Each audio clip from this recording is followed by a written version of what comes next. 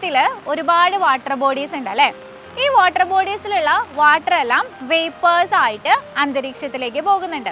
ഈ water വേപ്പറുകൾക്ക് condensation സംഭവിച്ചിട്ട് അവർ clouds ആയിട്ട് മാറാറുണ്ട്.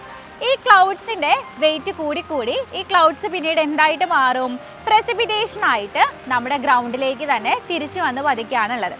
അപ്പോൾ ഈ പ്രസിപ്പിറ്റേഷൻ എന്ന് പറയുന്നത് സോളിഡ് ഫോമിലോ ലിക്വിഡ് ഫോമിലോ ഒക്കെ നമ്മുടെ ഗ്രൗണ്ടിലേക്ക് തിരിച്ചു വരുന്നുണ്ട്. അപ്പോൾ നമുക്ക് ഏതൊക്കെ ഫോംസിലാണ് ഈ പ്രസിപ്പിറ്റേഷൻ ഉള്ളത് എന്നാണ് നമ്മൾ നോക്കാനായിട്ട് പോകുന്നത് കേട്ടോ. അപ്പോൾ നിങ്ങൾക്കറിയാമല്ലേ, ഏറ്റവും കോമൺ ആയിട്ട് ഇതാ ഇപ്പം നടന്നുകൊണ്ടിരിക്കുന്ന നമ്മളെല്ലാവരും അനുഭവിച്ചുകൊണ്ടിരിക്കുന്ന റെയിൻഫോൾ ആണ് ഏറ്റവും കോമൺ ആയിട്ടുള്ള ഒരു ഫോം ഓഫ് പ്രസിപ്പിറ്റേഷൻ എന്ന് പറയുന്നത്.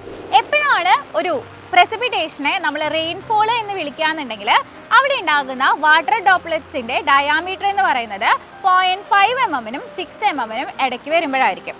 അപ്പോൾ ഈ ഒരു റെയിൻഫോൾ എന്ന് പറയുന്നത് ഏത് ഫോമിലുള്ള ഒരു പ്രസിപ്പിറ്റേഷനാണ്? ലിക്വിഡ് ഫോമിലുള്ള ഒരു പ്രസിപ്പിറ്റേഷൻ ആയിട്ടാണ് നമ്മൾ റെയിൻഫോളിനെ പറയാറുള്ളത്. ഇപ്പം തന്നെ നമ്മൾ മഴ പെയ്യുമ്പോൾ പറയാറില്ലേ, പെരും മഴയാണ് അല്ലെങ്കിൽ ചെറിയ മഴയാണെന്നൊക്കെ നമ്മൾ പറയാറുണ്ട്. അപ്പോൾ ഈ മഴ നമ്മൾ അതിൻ്റെ ഇൻറ്റൻസിറ്റി അനുസരിച്ചിട്ടാണ് പറയാം. ഇനി ഈ ഇൻറ്റൻസിറ്റി എന്ന് പറയുന്നത് 2.5 mm/h തൊട്ട് 7.5 mm/h വരെ ആണെങ്കിൽ ആ മഴയെ നമുക്ക് മോഡറേറ്റ് റെയിൻ ആയിട്ട് പറയാം. ഇനി ഗ്രേറ്റർ ദാൻ 7.5 mm/h ആണ് നമ്മുടെ റെയിനിൻ്റെ ഇൻറ്റൻസിറ്റി എന്നുണ്ടെങ്കിൽ അതിനെ നമുക്ക് ഹെവി റെയിൻ ആയിട്ട് പറയാനായിട്ട് സാധിക്കും. അപ്പോൾ ഇതാണ് നമ്മൾ കോമൺ ആയിട്ട് പറയുന്ന ഒരു ഫോം ഓഫ് പ്രസിപ്പിറ്റേഷൻ. അതാണ് നമ്മൾ കാണുന്ന നമ്മുടെ റെയിൻഫോള്.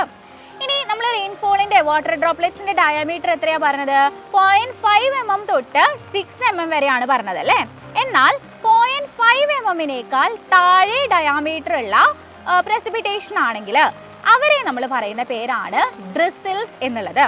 ഈ ഒരു ഡ്രിസിൽസ് നമ്മുടെ കാഴ്ചയൊക്കെ നല്ലതുപോലെ റെസ്ട്രിക്റ്റ് ചെയ്യുന്ന ഒരു ടൈപ്പ് ഓഫ് ലിക്വിഡ് പ്രസിപ്പിറ്റേഷൻ ആണ്. ഇനി ഒരു പ്രസിപ്പിറ്റേഷൻ എന്ന് പറയുന്നതിൻ്റെ ഡ്രോപ്ലെറ്റുകൾ ട്രാൻസ്ലൂസൻ്റ് ആയിട്ടുള്ള അല്ലെങ്കിൽ ട്രാൻസ്പെറൻ്റ് ആയിട്ടുള്ള ബോളുകളായിട്ടാണ് വീഴുന്നത്. അവരുടെ ഡയാമീറ്റർ ഒരു 5 mm ആണെങ്കിൽ അവരെ നമുക്ക് ഐസ് പെല്ലറ്റ്സ് എന്ന് വിളിക്കാം. ഈ ഐസ് പെല്ലറ്റ്സ് ഫോം ചെയ്യുന്നത് നമ്മുടെ ക്ലൗഡിൽ നിന്ന് റെയിൻഫോൾ ആയിട്ട് വരികയും ഗ്രൗണ്ടിലേക്ക് എത്തുമ്പോഴേക്കും അത് ഫ്രീസ് ചെയ്തിട്ട് പെല്ലറ്റുകളായിട്ട് മാറുകയാണ് ചെയ്യുന്നത്. ഇനി നെക്സ്റ്റ് ഒരു ഫോം ഓഫ് പ്രസിപ്പിറ്റേഷൻ ആയിട്ട് നമുക്ക് പറയാൻ പറ്റുന്നതാണ് സ്നോ. നമുക്ക് എല്ലാവർക്കും അറിയാവുന്ന സ്നോ എന്ന് പറയുന്നത് ഇത് ട്രാൻസ്പെറൻ്റ് ആൻഡ് ട്രാൻസ്ലൂസൻ്റ് ആയിട്ടുള്ള ക്രിസ്റ്റലുകളെയാണ് നമ്മൾ സ്നോഫോൾ ആയിട്ട് പൊതുവെ പറയാറുള്ളത്.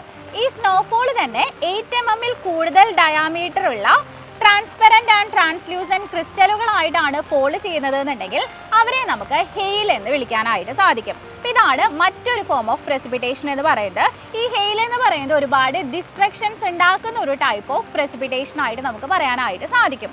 ഇനി ഈ ഒരു സ്നോഫോളും അതുപോലെ റെയിൻഫോളും തമ്മിൽ കോമ്പിനേഷനിൽ വരുന്ന ഒരു ഫോം ഓഫ് പ്രസിപ്പിറ്റേഷൻ ആണ് സ്ലീറ്റ് എന്ന് പറയുന്നത്. അതായത് ക്ലൗഡിൽ നിന്ന് സ്നോഫോൾ ആയിട്ട് വരികയും ഗ്രൗണ്ടിലോട്ട് എത്തുമ്പോൾ അത് റെയിൻഫോൾ ആയിട്ട് മാറുകയാണ് ചെയ്യുക. അത്തരത്തിലുള്ള ഒരു ഫോം ഓഫ് പ്രസിപ്പിറ്റേഷനെ നമുക്ക് എന്ത് വിളിക്കാം? നമുക്കതിനെ സ്ലീറ്റ് എന്ന് വിളിക്കാനായിട്ട് സാധിക്കും. ഇനി ലാസ്റ്റായിട്ട് നമുക്ക് പഠിക്കാനുള്ള ഒരു ഫോം ഓഫ് പ്രസിപ്പിറ്റേഷൻ ആണ് ഗ്ലേസ് എന്ന് പറയുന്നത്. ഈ ഗ്ലേസിനെ നമുക്ക് ഫ്രീസിങ് റെയിൻ എന്നും കൂടെ പറയാനായിട്ട് സാധിക്കും. അതായത് ഇപ്പം നമ്മുടെ ഗ്രൗണ്ടിലേക്കാണ് അല്ലേ മഴവെള്ളം വന്ന് വീഴാറുള്ളത്. ഈ ഗ്രൗണ്ടിൽ വളരെ ലോ ആയിട്ടുള്ള ടെമ്പറേച്ചർ ആണ് അല്ലെങ്കിൽ ഒരു ഫ്രീസിങ് ടെമ്പറേച്ചർ ആണ് എന്ന് നിങ്ങൾ വിചാരിക്കുക. അപ്പോൾ ഇതുപോലെ പെയ്ത് വീഴുന്ന മഴ ഫ്രീസിങ് ടെമ്പറേച്ചറിൽ ഇരിക്കുന്ന ഗ്രൗണ്ടിലേക്ക് എത്തുമ്പോൾ എന്തായിട്ട് മാറും? ഫ്രീസ് ആയിട്ട് മാറും അല്ലേ? ഒരു ഐസ് ലെയർ ആയിട്ട് അത് ഗ്രൗണ്ട് സർഫസിൽ മാറും. അതിനെ നമ്മൾ വിളിക്കുന്ന പേരാണ് ഗ്ലേസ് അല്ലെങ്കിൽ ഫ്രീസിങ് റെയിൻ എന്നുള്ളത്.